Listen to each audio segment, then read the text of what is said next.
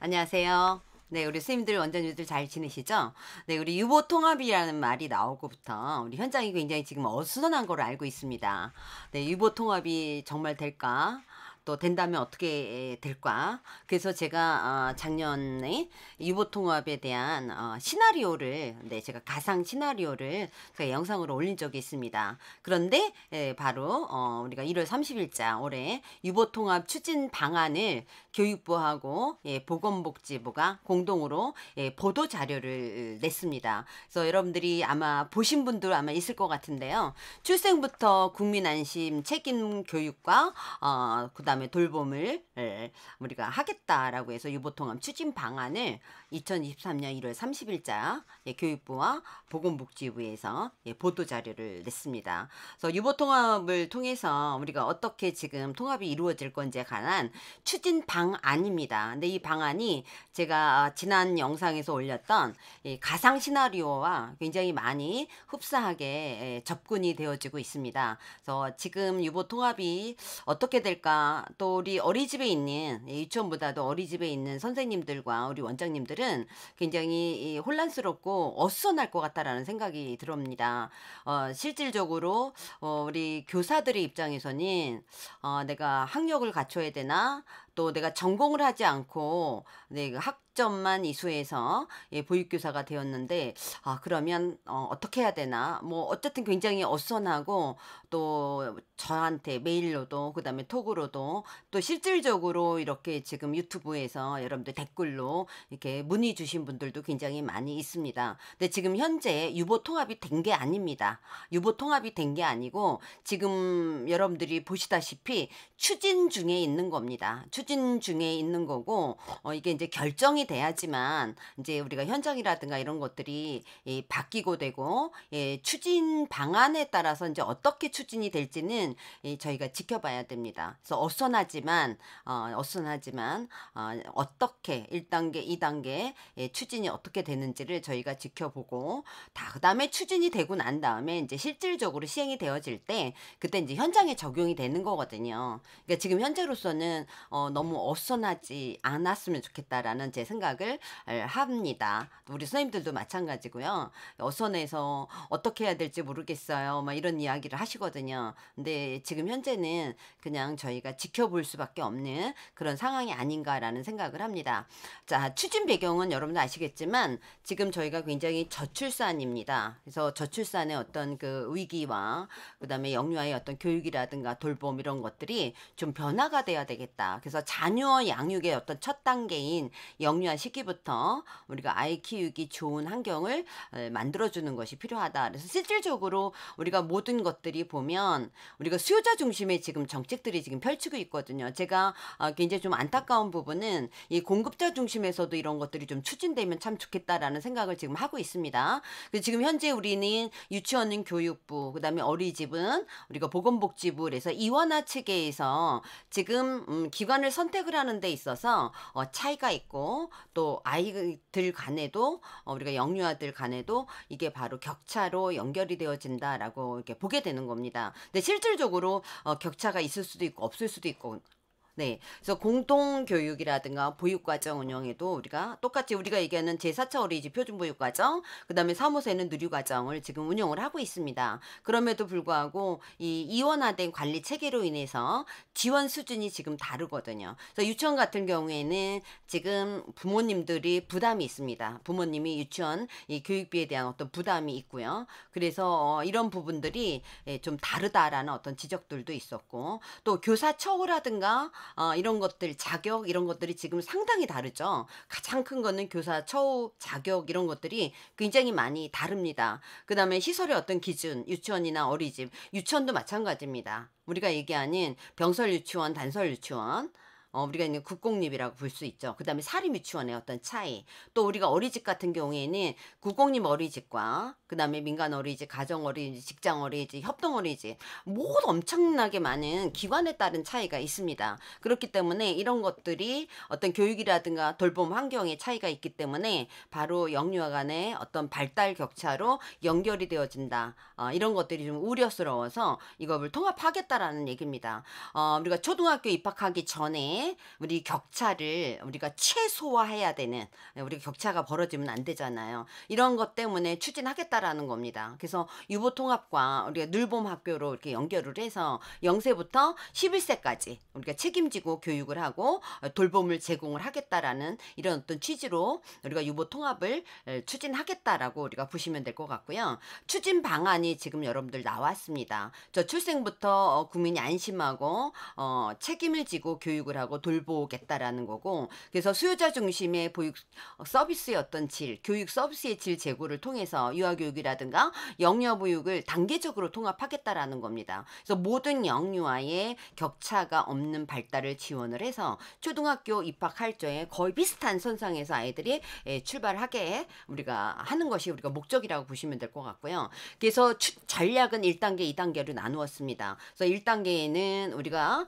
유보통합 추진위원회를 만들고, 그리고 유보통합 추진단을 우리가 중심으로 해서 기관 간의 어떤 격차 해소라든가 그다음 행정이라든가 재정 이런 것들을 통합하는 기반을 마련하겠다라는 거예요. 그래서 학부모들 입장에서는 단계적 교육이라든가 돌봄이라든가 이런 거에 대한 어떤 비용 부담을 좀 완화시키고, 또 교사 입장에서 보면 교사의 어떤 처우 문제라든가 또 우리가 얘기하는 보수 기준이라든가 또 교사의 어떤 자격 체계라든가 양성 체계라든가 이런 것들을 좀 개선하는 그런 개선 방안을 마련하겠다라는 거예요. 그래서 23년도부터 24년도는 개선 방안을 마련을 하겠다라는 겁니다. 그래서 안전한 환경을 좀 조성을 하고, 네, 그러기 위해서 우리가 정말 중요한 거는 법령이 만들어져야 되는 겁니다. 우리가 유치원은 유아교육법입니다. 그 다음에 어린이집은 영유아 우리가 보육법이죠. 네, 그런데 이런 것들을 통합을 해야 됩니다. 우리가 통합을 한다라고 하면 그 통합을 하고 우리가 시행이 되기 위한 그런 법률이 만들어져야 되거든요. 네, 영유아 교육 보육법이 될지는 모르겠지만 어쨌든 우리 법률이 개정이 돼야 됩니다. 이런 것들이 이제 올해 23년도에 추진이 돼서 이런 법령이 우리가 얘기하는 기반이 돼서, 우리 법령이 기반이 돼서 토대가 돼서 통합이 돼야 되는 거거든요. 그리고 또 여기에 따라서 이제 재정 이런 것들이 만들어져야 되고, 재정이 마련이 돼야 되고, 행정 재정이 마련이 돼야 되고, 그리고 교육 중심의 관리 체계를 이제는 이원화된 걸 일원화되겠다, 이렇게 우리가 보시면 될 것 같아요. 그래서 23년도 24년도는 우리가 격차 해소 방향으로 가고, 그리고 유보 통합을 위한 기반을 마련하는 그런 어떤 시간이다라고 보시면 될 것 같고, 그리고 25년도부터 이제 2단계가 들어가는 겁니다. 그래서 우리가 만들어진 그 이 법률이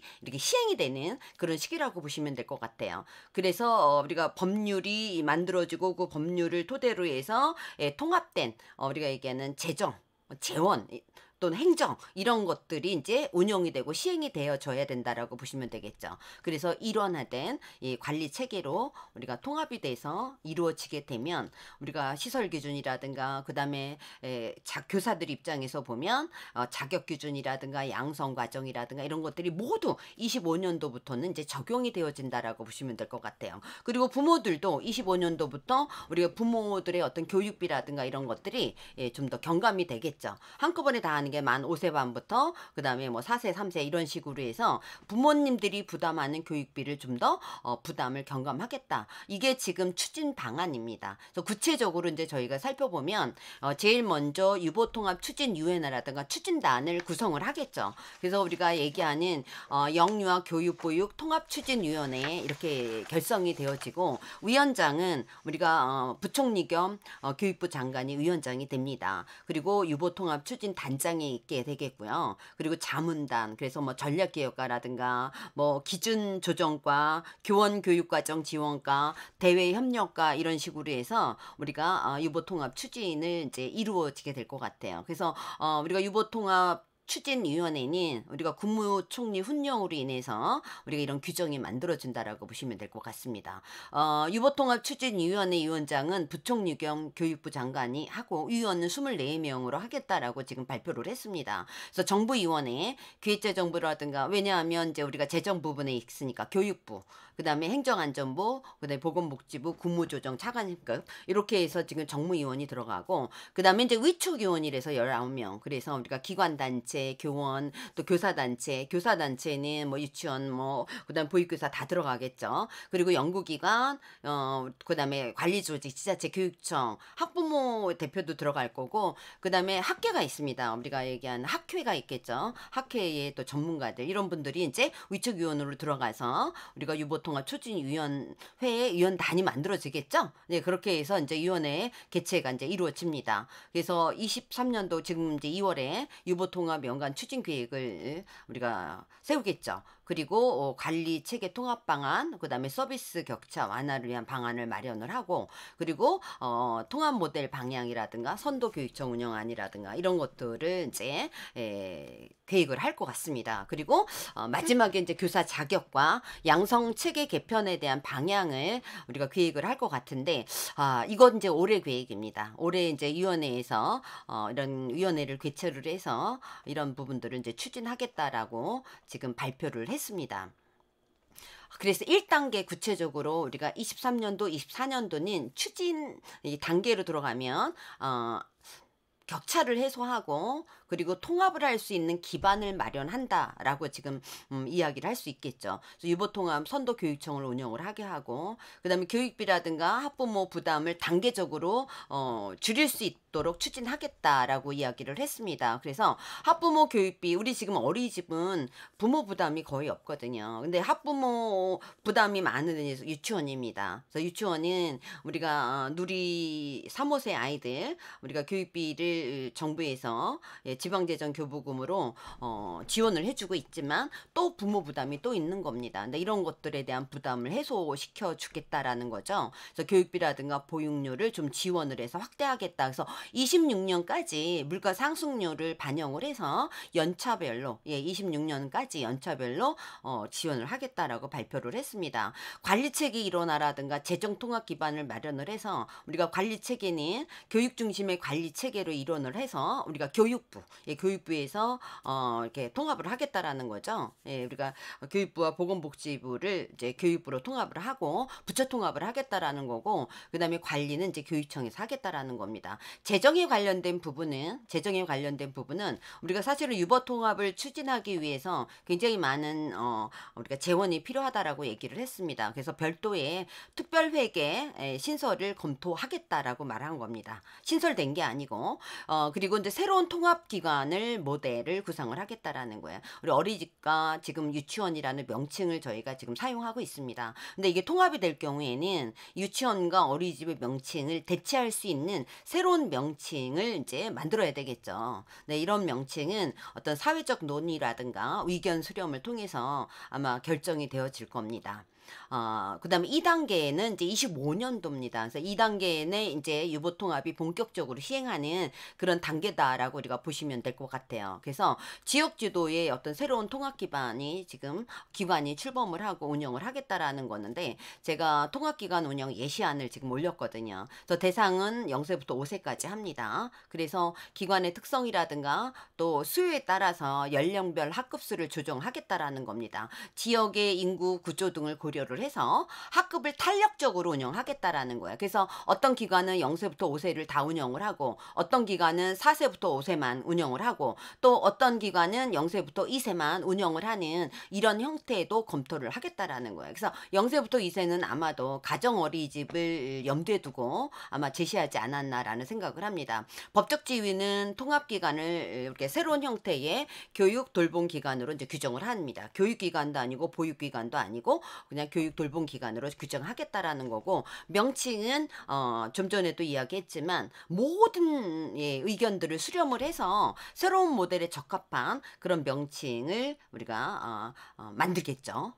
적용을 하겠다라는 거고, 근데 교사 자격이라든가 양성 기준이라든가 그다음에 시설 기준이라든가 이런 것들도 우리가 교사 자격 체계라든가 그다음에 양성 개편안 이런 것들이 우리가 25년도부터 우리가 모든 그 시설 시설 기준 이런 모든 것들을 적용을 할 수 있도록 하겠다라는 겁니다. 그리고 우리가 전하는 경과 규정 도래 후에 만약에 이런 모든 기준이 충족이 되면 그때 우리가 통합된 어떤 기관으로 전환이 되도록 하겠다라고 우리가 지금 이야기를 했습니다. 그래서 경과 기간 동안인 유치원이나 어린이집 시설의 어떤 개선이라든가 이런 것들을 이제 정부에서 지원을 하겠죠. 그러니까 우리가 25년도에는 어린이집도 있고 유치원도 있고 통합된 기관도 있고 굉장히 지금 복잡한 현장에 복잡한 그런 어떤 그 기관이 나오지 않을까, 그런 부분들이 없지 않아 있습니다.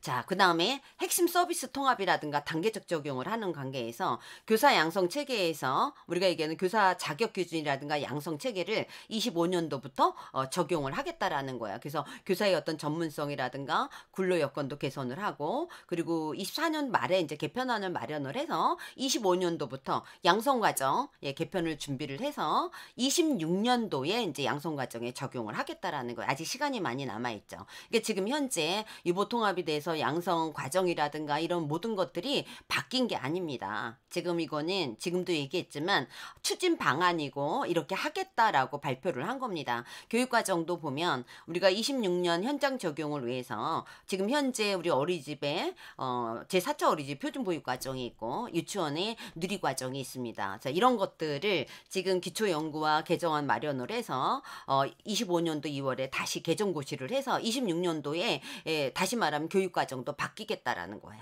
26년도부터 우리가 어린이집과 유치원이 통합되어지니까 교육과정도 바뀐 개정된 그런 교육과정을 현장에 적용하겠다라고 발표를 했습니다.